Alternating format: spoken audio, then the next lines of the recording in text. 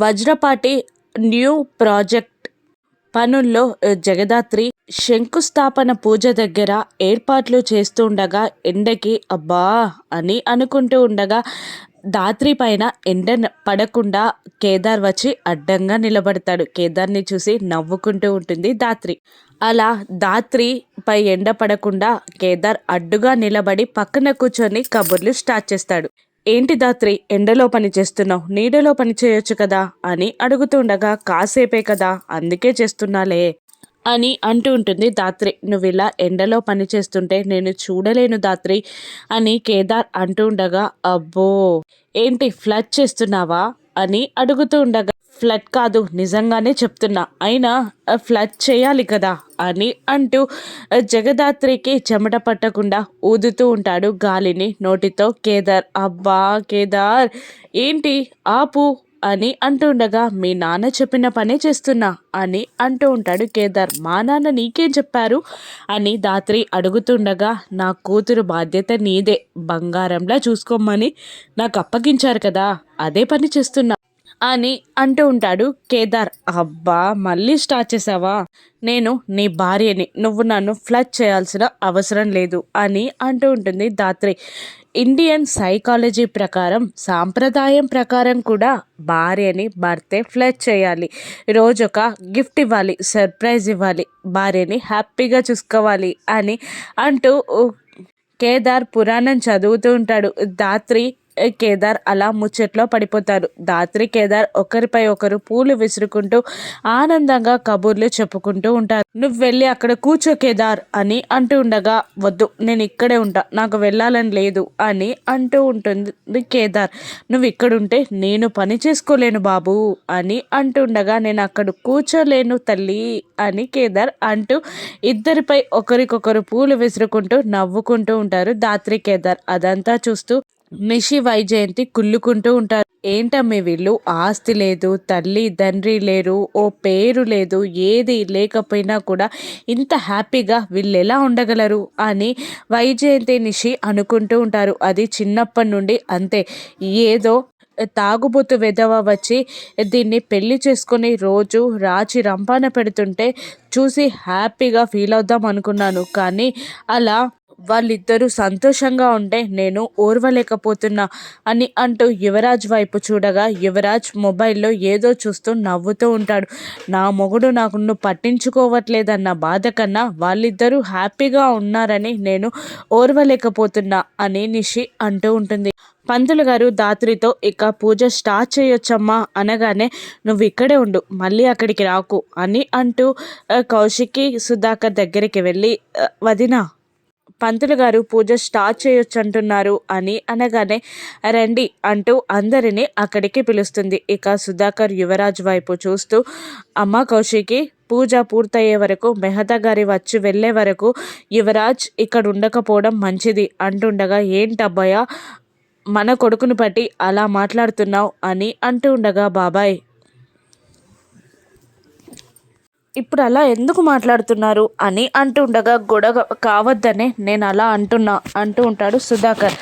మా ఆయన లేకపోతే నేను ఉండను అంటుండగా నేను కూడా ఉండను, మేము ముగ్గురం వెళ్ళిపోతాం అని వైజయంతి అంటూ ఉంటుంది. ఇక ఏం కాదు మామయ్య గారు అని దాత్రి ఏదో నచ్చజెప్పడానికి ట్రై చేస్తూ ఉంటుంది. కేదార్ కూడా ఏదో చెప్పబోతుండగా నేను గొడవ కావద్దనే అంటున్నాను, వీడు ఏది మాటలతో వదిలిపెట్టాడు, ఏదైనా చేతల దాకా వెళ్తాడు, ప్రాజెక్ట్ మంచి కోసమే చెప్తున్నా నేను అని అంటూ ఉంటాడు సుధాకర్. దాంతో కౌశికి దగ్గరికి వెళ్తాడు కేదార్.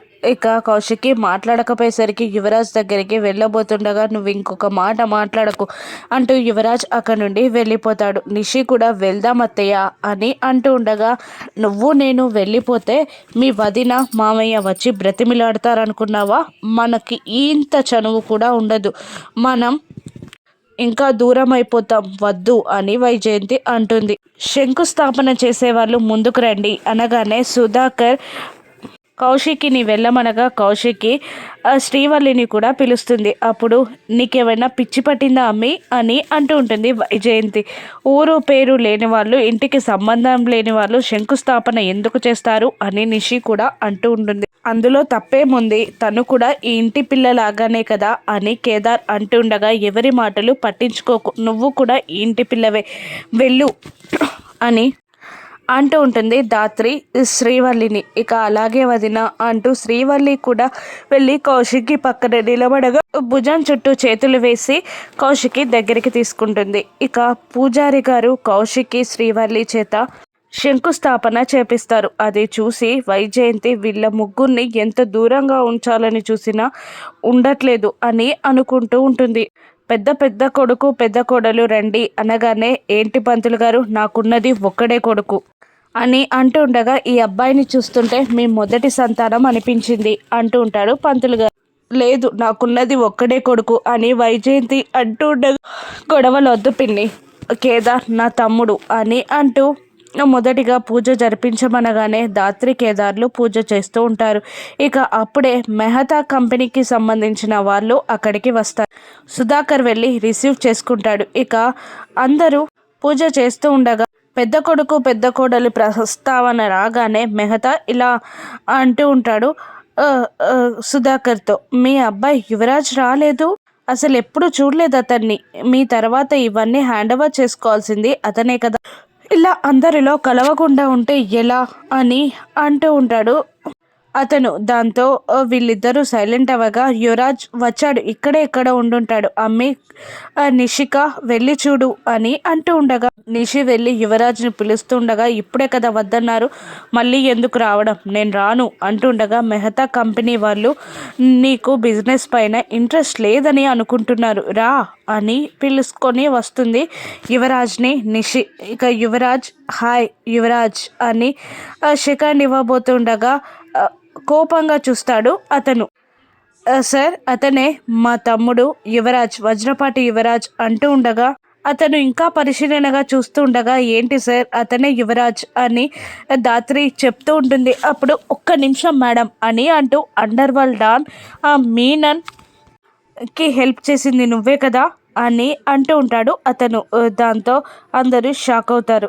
ఏంటి మేడం ఇది, ఇంత సిటీలో మీతో మేము బిజినెస్ ఎందుకు చేస్తున్నామో తెలుసా మీకు అని అంటూ ఉండగా నీతి నిజాయితీకి మారు పేరు కాబట్టి బిజినెస్ చేస్తున్నారు అని జగదాత్రి సమాధానం చెప్పగా ఇంట్లో క్రిమినల్ని పెట్టుకొని నీతి నిజాయితీ ఎక్కడండి అని అతను అంటూ ఉంటాడు. మర్యాదగా మాట్లాడండి అని కేదార్ అంటూ ఉంటాడు. ఇక యువరాజ్ ఎవరు క్రిమినల్ అని అతన్ని కాలర్ పట్టుకోబోతూ ఉండగా కౌశికి కేదార్ ఆపేస్తారు. నేను మాట్లాడుతున్నాను కదా అని కౌశికి అంటూ అటువంటిది ఏం లేదండి అని అంటూ ఉంటుంది కౌశికి.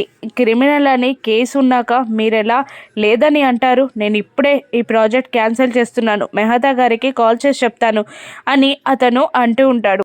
నేను చెప్పేది వినండి అని సుధాకర్ ఏదో చెప్పబోతుండగా అతను వినకుండా వెళ్ళిపోతాడు. అప్పుడు కౌశిక్కి యాటిట్యూడ్గా చిటికలు వేస్తూ పిలుస్తూ, ఈ కౌశికి అంటే చిన్న ఇటుక అనుకున్నారా, లేదు ఇటుకల కొండ, ఏదో ఒక్క ప్రాజెక్ట్ పోతే ఈ కౌశికిని పెగల్చడం సామాన్యం అనుకున్నారా, ఈ ఫ్యాక్టరీని ఆపేస్తారా, ఈ ఫ్యాక్టరీ ఆగదు, ఈ కౌశికిని ఎవరు ఆపలేరు, న్యూ కౌశికిని చూస్తారు మీరు అని అతనికి ఛాలెంజ్ విసురుతుంది. అతను వెళ్ళిపోగానే వీళ్ళందరూ ఈలలు వేస్తూ క్లాప్స్ కొడుతూ సెలబ్రేట్ చేస్తారు. ఏంటమ్మా కౌశికి అంటూ ఉండగా మనం పని చేస్తున్నదే ఫ్యామిలీ కోసం, ఫ్యామిలీనే మాట అంటే ఎలా బాబాయ్ అని అంటూ ఉంటుంది కౌశికి.